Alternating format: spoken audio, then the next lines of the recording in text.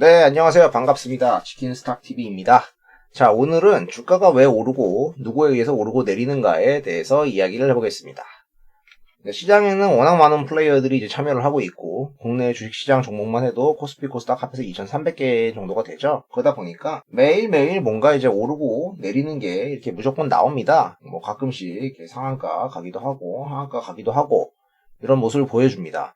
요새는 이제 증시가 호황이고 개인 투자자분들이 이제 주도하는 장세가 왔기 때문에 대부분 분들이 이제 가격에 되게 관심이 많으십니다. 그래서 뭐 데일리로도 정말 많이 뭐 그날 수익이 났다 이런 표현을 쓰시는데 그분들의 이제 수익의 원천이 어디에서 온 것일까요? 결국 어떻게 주가가 왜 올랐는가, 누구에 의해서 올랐을까 이걸 알아야겠죠. 뭐 어떤 외국인일까요? 기관일까요? 아니면 뭐 개인일까요? 주가가 오르는 이유는 어떤 이렇게 호가가 있습니다. 매수하고자 하는 사람과 매도하고자 하는 사람이 제시를 하겠죠?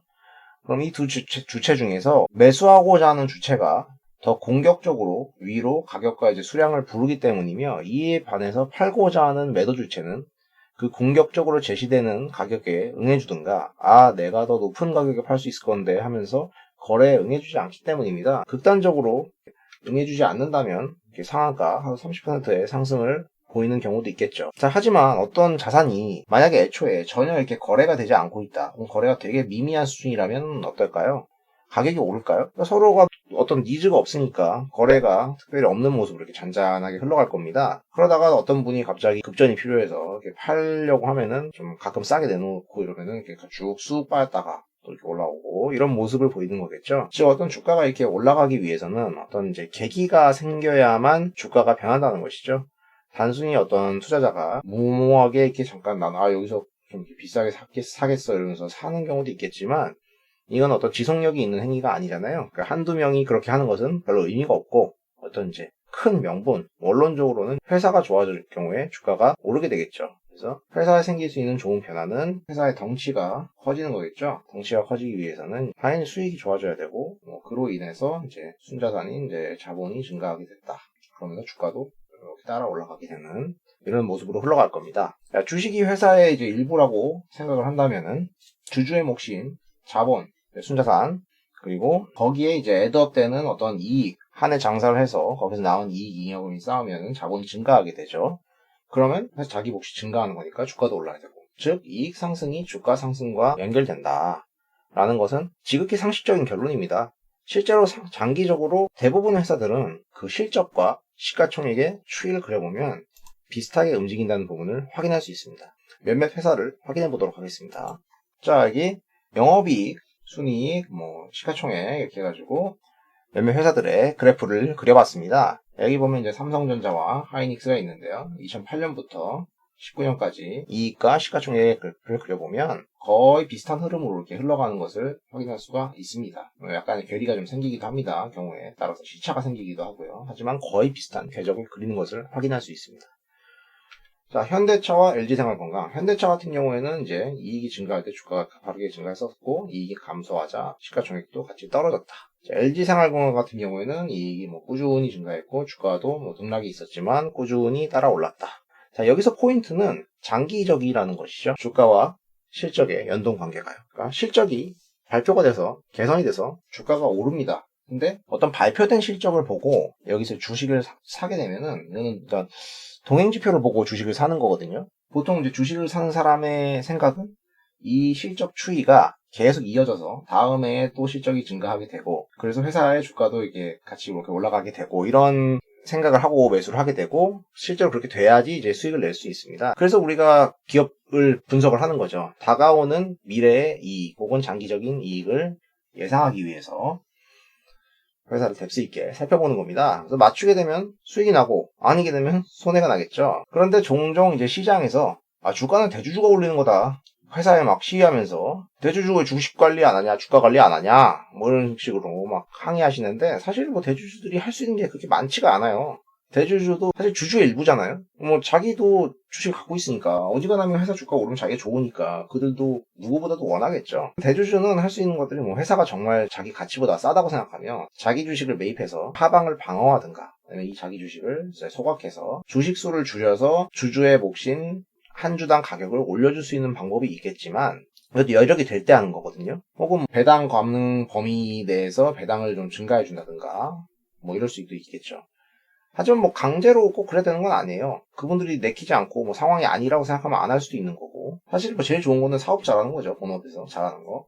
또 혹은 뭐 펀드 매니저들한테 뭐 주가 관리 안 하시냐 막 이런 얘기도 하시는 분도 계시는데, 매니저들이 뭐 각자 스타일이 다 다르겠지만 보통은 어떤 이제 자기 분석을 하죠. 여기서 분석을 해가지고 어떤 적절한 가격에서 저평가 구간이라고 생각하면은 매수를 합니다. 매수를 해가지고 그 결과가 이어지는지 이제 기다리는 거죠.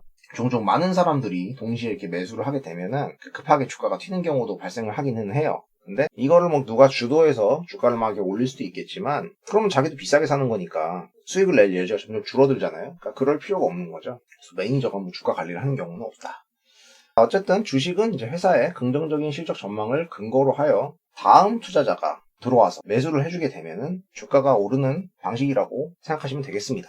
다만 어떤 분들한테는 그게 너무 더디게 느껴질 수가 있죠. 왜냐면 이렇게 분기보고서가 1년에 4번 나오지 않습니까? 나오는데 혹은 뭐 1년치만 보고 투자를 하는 사람이라고 하더라도 너무 이게 그분들 입장에서는 마음이 급하시다는 거죠. 농사 짓는 거는 마음이 급하다. 재미가 없다. 하루에도 수십 개씩 막 숭어도 뛰고 막농어도 뛰고 이렇게 상한가 가는 종목들이 나오니까 이런 기회가 가격에 튀는 부분을 본인들이 이제 노리시고 싶어 하시죠. 이제 그러면서 이제 매매에 집중을 하기 시작합니다. 뭐 유통구조상 어디 중간에 들어가서 내가 조금 더 비싸게 얹고 팔아야지, 조금 더 비싸게 얹고 팔아야지, 뭐 이런 걸 하고 싶으신 거죠.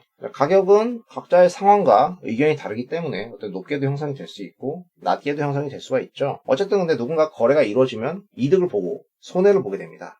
다만 이런 행위는 어떤 주식 발행으로 인해서 회사에 자금이 유입되는 것이 아니기 때문에 순전히 유통시장 내에서 이제 사람들끼리의 거래잖아요. 그래서 이거를 회의적으로 보시는 분들은 되게 제로섬 게임이라고 하시는 분들이 계십니다. 누군가 싸게 사서 제값 이상으로 비싸게 팔 수 있으면 뭐 그분이 용한 건데, 이익을 본다는 말은 결과적으로 다음 투자자에게 높은 가격을 받고 팔았다는 말이기 때문이죠. 다음 사람한테 바가지를 씌웠다. 어쨌든 매매에서 차익을 누린 행위에서 만족을 느끼시는 경우가 많이 있습니다. 그러다 보니까 뭐 누가 어떤 이유가 됐든 나쁜 의도를 가지고 버블을 조성하는 경우도 뭐 종종 발생할 수가 있죠. 그 버블의 정도는 뭐 아주 클 수도 있고 약간일 수도 있겠지만, 뭐 대표적으로 우리가 이제 작전이라고 부르는 행위 같은 거겠죠. 회사에 재무 건전성, 수익성, 성장성, 뭐 주주가치 등이 없다고 하더라도 가격만 비싸게 오르면 뭐 다음에 누군가한테 바가지 씌울 수 있다 이렇게 생각하고 실제로 씌우는 행위를 말하는 것이죠. 보통 주가를 바가지 씌우는 방법은 그냥은 막무가내로 하기가 힘들거든요. 그래서 선택하는 방법이 있습니다. 어떤 시장에서 어떤 긍정적인 뉴스가 이렇게 나옵니다. 이걸 이제 그분들이 재료라고 부르는데, 이 뉴스는 되게 어떤 미래를 전망하는 내용들이죠. 그래서 어떤 뭐 신기술이 개발됐다더라, 누구누구랑 사업을 같이 하기로 MOU를 맺었다더라, 어떤 수주를 받았다더라, 뭐 정부에서 밀어준다더라, 이런 얘기들이 나옵니다. 어떤 뭐 미래에 대한 전망이니까 잘 풀리면 회사의 수익에 기여를 할 겁니다. 다만 이런 것들이 과대 확대를 일으키면서 주가가 이렇게 가파르게 오를 경우가 있는 거죠. 그래서 예전부터 제가 숫자적으로 영향력을 따져봐야 된다, 직관적으로 숫자가 지대한 영향을 줄 정도로 큰지 아닌지를 감각적으로 알아야 된다고 계속 말씀드렸던 이유가 이런 뉴스들의 과대 해석을 막기 위함입니다. 그런데 어쨌든 그 와중에서 이제 가격이 튀면은 뭔가 있나 보다, 이게 좋은 것 같아 이러면서 누가 또 이렇게 옵니다. 그래서 계속 이제 올라가는 거죠. 이렇게 그러다가 이거 아닌가 이러면서 막 떨어지기도 하고, 오늘은 여기서 있다가 이분이 이제는 또 이거래 이러면서 다른 데로 막 가시기도 하고, 막 왔다리 갔다리 막 열심히 막 움직이십니다. 바쁘게. 늘 그 과정에서 어떤 부추기는 뉴스나 어떤 사람이 존재한다. 근데 더 심한 경우에는 사실 그냥 계속 호가가 올라가게 이게 조작하는 방법도 있어요. 흔히들 이제 뭐 알 수 없는 세력, 제다이의 힘은 세력에서 나온다. 어떤 세력형 놈이 주가를 이렇게 건드려요. 주가가 막 올라가요. 갑자기 올라가면 뭐 딱히 뉴스도 나오지 않아요. 그러다가 뭐 오르면은 갑자기 어떤 뉴스가 나옵니다. 모르는 대로 막 어떻게 어디서 알아왔는지 이유가 나옵니다. 이게 동시다발적으로 이렇게 이루어질 수도 있고요. 그 다음에 나중에 부추긴내까지 딱 나오고, 이런 식으로 해가지고 누군가 또 계속 고점에서 사주게 되는 이런 모양새로 갈 수가 있는 거죠. 그러니까 매매는 항상 어떤 후발주자의 매수로 인해서 주가가 상승하는 것이기 때문에 그 후발주자가 내가 될 수 있는 여지가 항상 있다는 것을 명심하셔야 됩니다. 어쨌든 가격의 부풀림을 보면 이제 사람이 욕심이 생기는데, 너무 가파른 가격 상승이 이제 버블이라고 하는 거죠. 버블이라는 것은 늘 이제 결과가 좋지 않다는 특성을 갖고 있죠. 본질 가치와 가격이 괴리도가 계속해서 벌어지는 것은 이제 쉽지가 않다. 아무튼 다시 한번 보면 우리가 흔히 보는 하이먼 미스키 모델, 언론에서 보도가 막 증가하고 관심이 생기고 어떤 열정과 탐욕을 불러일으키고 계속 올라가면서 새로운 논리가 또 생기지만 주가는 이제 빠지게 되고 투매가 일어나고 좌절하게 되는 이런 과정을 보입니다. 이렇게 가격과 가치가 왔다리 갔다리 하지만 막 이렇게 괴리도가 계속 벌어지는 경우는 쉽지 않다. 자, 여러 형태로 시장에서는 누군가 잠재적으로 뒷사람이 이렇게 사주는 것에 의존해서 매매가 이루어집니다. 사고, 부추기고, 사고, 부추기고. 이런 형태로. 그래서 매매를 잘하면 이론적으로 이 과정에서 여기서 팔고, 여기서 사가지고, 여기서 팔고, 이러면은 쉽게 부를 가질 수가 있죠. 거래는 진짜 수도 없이 일어나고, 주가가 상승하는 경우도 수도 없이 많으니까. 하지만 주식 매매로 부자가 된 케이스가, 경우의 수를 따져보자면, 극도의 아웃라이어이며, 혹은 쉬 들어간 적이 없다는 점을 감안하셔야 될 겁니다. 물론 이제 많은 분들이 본인은 12시가 되기 전에 나올 수 있다고 생각해요. 신데렐라가 11시 57분에 내린다 하는데 이게 막 계단으로 열심히 올라가서 나중에 창문으로 뛰어내리게 되는 비참한 경우를 많이 봐왔습니다. 저 자신도 젊은 시절에 이 과정에서 이제 뭔가를 많이 시도를 했었습니다만은 이제 그런 방식이 제가 적합하지 않다는 것을 나중에 알게 됐죠. 가격과 가치의 괴리도가 커지는 것이 쉬운 상황은 아니다. 계속 이렇게 오르잖아요. 누가 또 이제 사고 어느 순간에 이렇게 망치 때리려고 기다리고 있는 분들이 계세요. 토르 형님이 이제 꽝 때린다. 그러면은 떨어지게 되죠. 이분이 없어도 사실은 어느 순간부터는 다들 정신을 차리든가 후발주자 입장에서 가격이 더 비싸기 때문에 사주는 것이 불가능하다. 매매로 주식 부자가 될 수 있는 특성이 분명히 존재하지만 그것은 거래의 특성이지 주식의 본질이 아니라는 점을 생각하시면 될 것 같아요. 우리의 몸값이 하루아침에 수십 프로 오르고 또 오르고 혹은 떨어지고 하기가 어렵듯이 회사도 하루아침에 수십 프로씩 뭔가 변화가 생기기가 힘들겠죠. 그걸 인지하고 있는 거는 이제 이쪽에 더 포커스를 맞춰서 이제 리스크 테이킹을 하는 겁니다. 알고도 들어가는 거니까. 매매의 경우 같은 경우에는 보통 가격의 메인이 되다 보니까 이게 메인이잖아요. 그러니까 밸류를 추정할 수가 없어요. 혹은 이거 아예 고려를 안 하시죠. 그러다 보니까 포트폴리오상에 이걸 얼마나 많이 실을 수 있겠습니까? 비중을 정말 많이 실기도 힘들고요. 혹여나 잘못됐을 때 대응하기도 좀 어려운 구석이 있습니다. 투자는 항상 안정성과 수익성의 문제니까 리스크가 높았을 때 내가 감당할 수 있는 걸 결정하셔가지고 생각하셔야 될 것 같습니다. 장기적인 관점에서 주가는 이제 회사의 내용과 항상 연동이 된다.